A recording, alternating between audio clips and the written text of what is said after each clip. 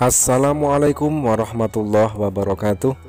Alhamdulillahi rabbil alamin. Wassalatu wassalamu ala asrofil anbiya'i wal mursalin wa ala alihi wa sahbihi ajma'in.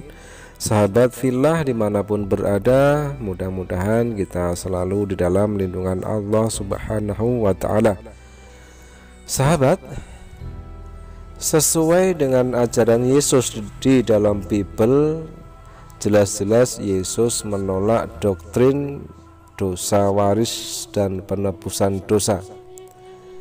Ternyata Yesus dan Bible sendiri menolak doktrin dosa waris dan penebusan dosa sebagaimana dilihat pada ayat Bible seperti berikut ini. Orang yang berbuat dosa itu yang harus mati. Anak tidak akan turut menanggung kesalahan ayahnya, dan ayah tidak akan turut menanggung kesalahan anaknya. Orang benar akan menerima berkat kebenarannya, dan kefasikan orang fasik akan tertanggung atasnya. Yehezkiel 18 nomor 20, Yeremia 31 nomor 29 dan 30, 2 Tawarikh 25 ayat 4. Janganlah ayah dihukum mati karena anaknya, janganlah juga anak dihukum mati karena ayahnya. Setiap orang harus dihukum mati karena dosanya sendiri. Ulangan 24 nomor 16. Pada waktu itu ia akan membalas setiap orang menurut perbuatannya.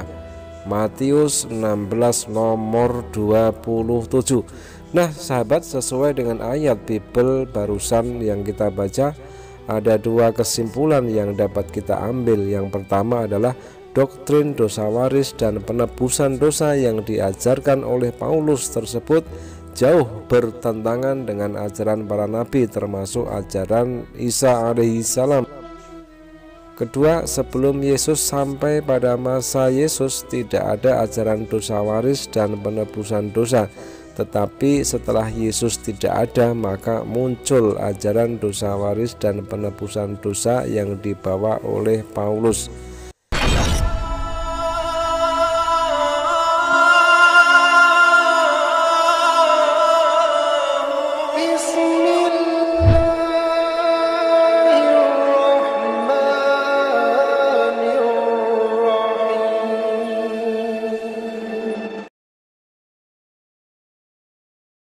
Biar agak merdu, saya coba irama padang gurun ya. Dengarlah Yesus memanggil engkau dan aku. Hai kamu yang letih, lesu dan bertanggungan berat, marilah datang padaku. Aku akan memberi pelegaan padamu.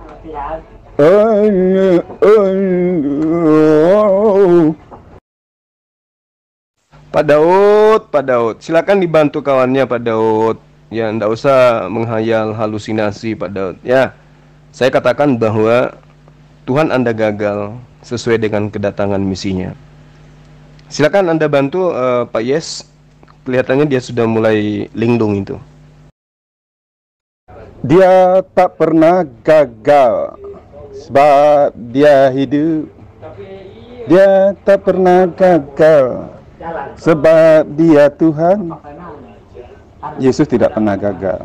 Dia mati menggantikan manusia. Dia melakukan itu. Dia bangkit untuk membenarkan manusia. Dia melakukan itu. Tetapi Rab negeri Mekah gagal total, karena dia mengaku menciptakan jin dan manusia hanya untuk menyembah-nyembah dia. Faktanya tidak ada separuh penduduk dunia ini menyembah dia. Itu artinya dia adalah Rab yang gagal ya, Bang Juli, Pak Ustadz ya.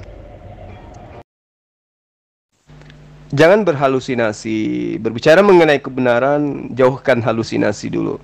Fakta berbicara tidak ada dari Bani Israel, dari suku manapun yang kemudian menjadikan suku mereka itu menjadi penyembah manusia bernama Yesus. Gagal dia Pak Daud, gagal, kasihan. Ini tidak berhalusinasi Pak Ustadz. Pak Ustadz mengatakan tidak ada Bani Israel yang menjadikan manusia atau menjadi penyembah manusia. Tidak ada yang menjadikan Yesus itu Tuhan. Pak Ustadz, jangankan Bani Israel, bapak moyangnya Bani Israel itu yaitu Abraham, menyembah Tuhan yang datang kepadanya dalam wujud manusia. Makanya Yesus berkata, Abraham telah melihat aku, dan Abraham telah bersuka cita karena telah melihat hari-hariku. Tetapi malahan keturunan Abraham ini ingin melempari Yesus, karena Abraham mengaku Yesus mengaku Abraham telah melihat dia, sedangkan Bani Israel berkata, kamu baru anak kemarin sore, bagaimana mungkin Abraham melihat kamu? Nah, jadi Yesus sendiri menyatakan bahwa Abraham telah menyembah dia dan melihat dia. Ya Pak Ustadz, itu bisa kita lihat di Kejadian pasal 18. Bagaimana Tuhan datang kepada Abraham dalam wujud manusia dan Abraham menyembah dia. Menyembah yang datang kepadanya itu dalam wujud manusia itu Pak Ustadz. Yesus pun datang kepada Abraham dalam wujud manusia dan Abraham menghidangkan hidangan kepada dia dan dia makan. Jadi tidak ada masalah kalau Tuhan bisa makan. Jangan menipu Pak Daud. Tidak ada ajaran Yesus bahwa Abraham telah menyembah Yesus. Jangan memperbodoh diri dan jangan mencoba menipu dengan membawa-bawa kitabnya Bani Israel. Yang Anda maksud itu adalah kitabnya Anda. Bagaimana kemudian Tuhan datang dalam rupa manusia disembah kemudian oleh Abraham. Kalau kitab yang aslinya tidak begitu Pak Daud. Yang datang itu adalah malaikat. Di Kejadian 18 itu praktis Yudaism mengajarkan bahwa yang datang kepada Musa itu, kepada Abraham itu adalah malaikat Tuhan, bukan Tuhan itu sendiri. Faktanya mereka yang mengerti original teks sampai hari ini tidak pernah mengimani Tuhan mereka nuzul menjadi manusia. Jadi Pak Daud jangan mencoba untuk menipu Pak. Tuhan Anda itu adalah buatan bapak-bapak gereja, bukan buatan para nabi. Pahami itu. Sebagai umat terjemah harusnya Anda sadar bahwa Bani Israel praktis Yudaism sampai hari ini tidak mengimani kitab Anda sebagai kitab suci. Bahkan menganggap kitab Anda itu ya sebagai pembelot daripada ajaran mereka. Karena itulah kemudian saya ajarkan, saya katakan kepada Anda, Pak Daud, Pak Yes, dan siapapun teman-teman Kristen yang ada di grup ini, tolong gunakan akal sehat. Apa sih tujuannya Tuhan Anda datang bangkitkan orang mati, membuat orang buta melihat, orang lumpuh berjalan? Apa tujuannya? Apakah agar dia itu dipercaya sebagai nabi, utusan Tuhan, atau dia dipercaya sebagai Tuhan? Coba gunakan akal sehat.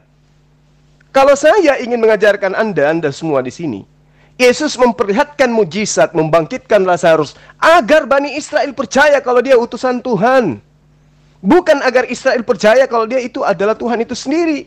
Lalu dari mana Kristen ini yang mengajarkan bahwa Yesus itu adalah Tuhan yang datang dalam rupa manusia? Tapi sayang gagal Pak. Tuhan Anda yang sudah jadi manusia gagal menjalankan misinya. Bani Israel, tidak ada satu suku pun di antara 12 suku yang kemudian melantik Tuhan mereka Hasem menjadi Yesus. Gagal Tuhan Anda. Pahami itu. Itu halusinasi Bapak. Dapat ilmu dari mana bahwa Yesus datang kepada Abraham? Halusinasi itu tidak menyelamatkan Pak Daud.